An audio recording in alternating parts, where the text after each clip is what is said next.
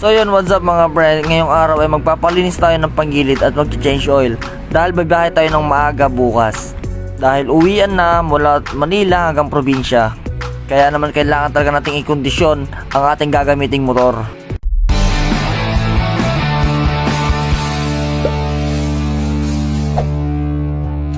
At dito nga pala ako nagpunta sa ML Marquez Motorcycle Repair Shop. Bandang Pasay lang to sa may Cartimar, malapit sa Libertad mga pre.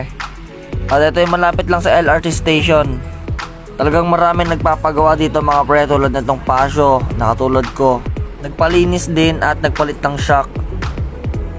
At nagkakwentuhan lang kami ng mayari ng Pasio na to. Tapos ayun, sabi niya sobrang ganda daw ng pagkakagawa nila dito. At dito nabilib nga ako sa kulay ng motor niya dahil naparipin niya lang to, tapos sobrang kapal ng kulay niyan mga pre. And dito naman inumpisa na ni Kuya baklasin ang ating panggilid para linisin.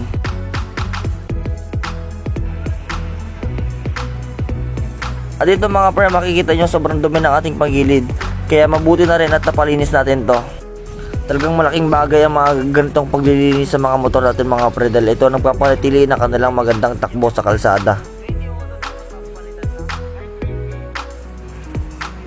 Kaya bilang motorista, dapat hindi ka lang nagmumotor, dapat marunong ka rin magpalinis at mag-maintain ng motor. Papalitan natin ng grasa to. Ngayon pa lang eh. Grasa yan. Eto, Yung alin. Ayun, normal yan. Mga crack-crack. Wala yan. kinabahan naman ako dyan. At dito mga pre, kinabahan ako. Akala ko talaga crack na to ng aking crankcase. Siya may lalabas. Meron na. Wala kaya. Palitan na? Magkano yung kuya? At dito mga pre, in-advise na sa akin ni kuya na magpalit na ako ng bola-bola para sa panggilid dahil may mga gas-gas na.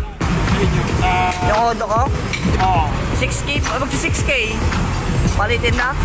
Oo. Pwede pa to. Kaya lang, baka mamaya magka-dragging lang to. Hindi makatama na eh. May ano po kayo? Bola-bola pang paso? Magkano po yung ganito? 750? Pagbalik ko na lang siguro. Pero dito nagdalawang isip ako dahil kulang ang aking budget. Ingat bro, ingat, ingat! Kaya pag napabayaan yung bola, Oo. kaya naman dito na nilalagyan ng bola. Ah, ganun? Kaya mas okay na may maintenance. Kaya nga pagka nagkakandya, pinapalitan na namin. Eh, iba. Yan dapat yan, palitin na yan, ganyan, may kanto na eh. Oo, lalo na malayo. Pero okay pa naman yan. Ayun, grasa lang nabili ko.